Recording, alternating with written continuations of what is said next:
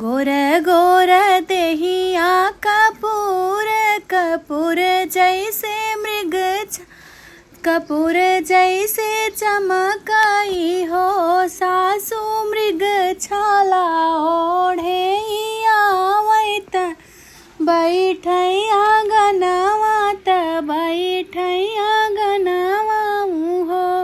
सासू लंबी लंबी के ईसा के सिया कमरिया ले चूम कमरिया ले गिरई हो। दूजे हाथे लिहे बेल पतवात हम के थमाएनी हो। ए सासू मुस्काई दई गए दिला सासू भई शुभ होए शुभई शुभ होए उहो।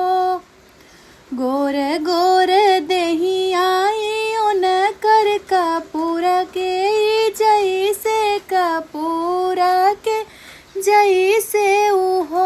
ए सासू मृग छाला ओढ़े ओ आवैया गन हमरे बोलैया गन हमरे बोलाई हो। फूल हाथ बेलई पतवात हम के थमाएनी हो। ए सासू हंसी हंसी दे गए आशीष शुभई शुभ होए शुभई शुभ होए उहो। तनी बचन सुनी सासू मन ही मन खुश भई मन ही मन खुश भाई हो। बाहु जे कर रहलू बरतिया दरस नहीं दीहनी दरस नहीं दीहनी हो। बाहु जे कर तू रहलू बरतिया दरस ओ नहीं दीहनी अगना तोहरे आएनी हो।